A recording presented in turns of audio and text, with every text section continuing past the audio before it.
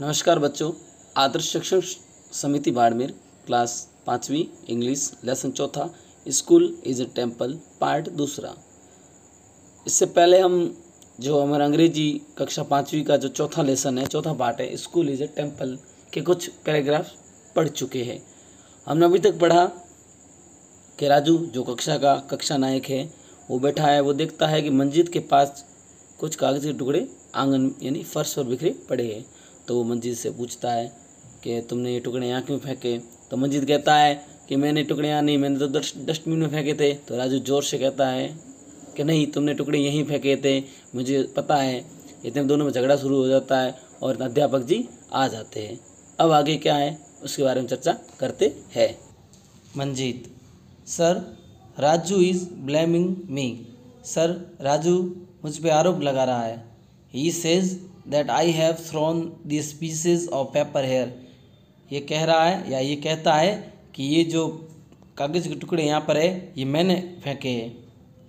He is telling me to clean the floor also. ये मुझसे कह रहा है कि मैं फ़र्श भी साफ़ करूँ। इट्स नॉट माई जॉब, पर ये मेरा काम नहीं है। टीचर: बॉयज़, बच्चों, at first be quiet and listen to me patiently. बच्चों, पहले चुप हो जाओ और मेरी बात को ध्यानपूर्वक सुनो। टेल मी, मुझे बताओ, if your body become dirty, यदि आपका शरीर गंदा होता है, हु क्लीन्स इट, उसे कौन धोता है। All: we do it ourselves sir. वो तो सर हम स्वयं खुद ही करते हैं। Teacher: if your room is dirty, is it only your mother's duty to clean it. यदि तुम्हारा कमरा गंदा है तो क्या वो आपकी माता जी का काम है कि वो साफ करे। Don't you clean your room, क्या तुम अपना कमरा साफ नहीं कर सकते। Raju: yes sir, I clean my room my self. हाँ सर, मैं मेरा कमरा मैं स्वयं साफ करता हूँ, मेरी माता जी से नहीं कहता हूँ। Teacher: good Raju. Neha: sir, I also sweep my room. मैं मेरा कमरा स्वयं साफ करती हूँ। I fetch water with my mother from a well. और मैं मेरी माता जी के साथ कुएं से पानी भी लाती हूँ। I help her in the kitchen also. और मैं उनकी रसोई में भी मदद करती हूँ। Bittu: sir, I also help my father at our shop. Sir, मैं मेरे पिताजी की दुकान पर मदद करता हूँ। Teacher: very good my children. बहुत अच्छा मेरे बच्चों। वेरी गुड माई चिल्ड्रन पढ़ चुके हैं। We work at home ourselves and help family members. हम हमारे घर का काम स्वयं करते हैं और हमारे परिवार के सदस्यों की मदद भी करते हैं। There we don't think whether our household activities are our job or not. ऐसा कभी नहीं सोचना चाहिए कि हमारे जो घर के कार्य है ये हमारे काम है या नहीं है।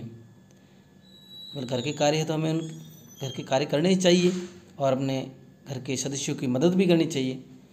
इन the same manner our school is also like our home. और उसी हिसाब से देखा जाए तो our school is our also like our home. हमारा विद्यालय भी हमारे घर के जैसा ही है। We live here together and study in a friendly atmosphere.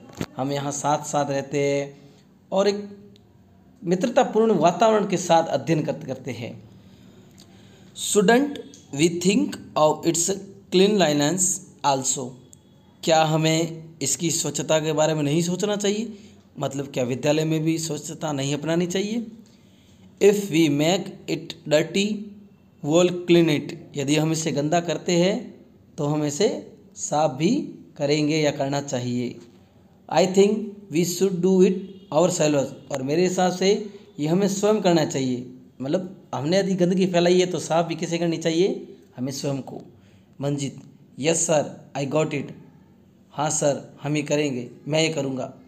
Well, all make our classroom and school clean. चलो सभी मिलकर अपनी कक्ष और स्कूल को साफ करेंगे या साफ करते हैं। All, the school is ours, let's clean it carefully my friend, we won't leave a bite. चलो ये विद्यालय हमारा है और इसे सावधानीपूर्वक साफ करते हैं। मेरे दोस्तों, we won't leave a bird, हम एक कचरे का एक टुकड़ा तक नहीं छोड़ेंगे गंदगी का। चलिए इसके बाद आगे। अब हमने जो पैराग्राफ्स पढ़े उससे संबंधित कुछ स्पेलिंग्स, जैसे पहली ब्लेम, ब्लेम यानी आरोप। दूसरी माई जॉब यानी मेरा कार्य। तीसरी क्वाइट, क्वाइट यानी शांत रहना। चौथी लिसन, लिसन यानी सुनना। पांचवी पैसेंटली, पैसेंटली यानी धैर्यपूर्वक। छठी आवर सेल्व्स, हम स्वयं। सातवीं माई सेल्फ, मैं स्वयं। आठवीं स्वीप, साफ सफाई। नौवीं फेस यानी लाना। 10वीं वेल, वेल यानी कुआं। 11वीं किचन यानी रसोई घर। 12वीं शॉप यानी दुकान। 13वीं मैनर यानी भांति। 14वीं क्लीनलीनेस यानी स्वच्छता। 15वीं केयरफुली यानी सावधानी पूर्वक। इस स्पेलिंग्स को अपनी कॉपी में अवश्य करें। अब चलिए आगे प्रश्नोत्तर की ओर बढ़ते हैं। B, write T for true and F for false statement. जो सत्य है उसके लिए टी और जो असत्य है उसके लिए एफ का प्रयोग करते हुए कोष्टक में भरेंगे। पहला, Raju and Bittu were quarrelling, Raju और बिट्टू झगड़ा कर रहे थे। क्या राजू और बिट्टू झगड़ा कर रहे थे? यदि कर रहे तो टी, नहीं कर रहे तो एफ। दूसरा, Neha fetched water with her mother from A pond, Neha अपनी माताजी के साथ तालाब से पानी लाती है। अब आपने पढ़ा होगा पहाड़ में वो तालाब से लाती है, कहीं और से लाती है, तो आप यहाँ उचित टी या एफ करें। तीसरा, with dedication to our duty we can make Bharat beautiful, एक समर्पण के साथ ये हमारा कर्तव्य बनता है कि हम भारत को एक सुंदर भारत बनाएं। क्या बनाना चाहिए या नहीं बनाना चाहिए, आप पे है। चौथा, we should throw bites of paper in the classroom, हमें पेपर के टुकड़े कक्ष में फेंकने चाहिए। क्या फेंकने चाहिए या नहीं चाहिए, वो आप तय करेंगे। पांचवा, the atmosphere of the school should be friendly, विद्यालय का वातावरण मित्रतापूर्ण होना चाहिए। क्या विद्यालय का वातावरण मित्रतापूर्ण होना चाहिए? यदि होना चाहिए तो टी, नहीं होना चाहिए तो एफ। चलिए अब आगे 3 प्रश्न पहले कर चुके हैं, आज 2 प्रश्न और करेंगे। चलिए इस प्रकार है वो प्रश्न। Answer the following questions. Question चौथा, who helps his father at the shop, कौन, मतलब अपने पिताजी दुकान पर कौन मदद करता है, वो आपने पढ़ा है तो उसका उत्तर आप दे दो। क्वेश्चन पांचवा, is Neha a good girl how, क्या नेहा एक अच्छी लड़की है? यदि एक अच्छी लड़की है तो कैसे? तो आपको तो पता ही है कि नेहा अच्छी लड़की है, अपनी माता जी का काम में हाथ बढ़ाती है, रसोई में हाथ बढ़ाती है, पानी लाती है वगैरह। तो आप उस पैराग्राफ में उसका उत्तर देख के लिख सकते हो। चलिए आज के लिए इतना ही, अब मिलेंगे आगे के प्रश्नोत्तर के साथ अगली कक्षा में। तब तक सभी खुश रहे और नमस्कार।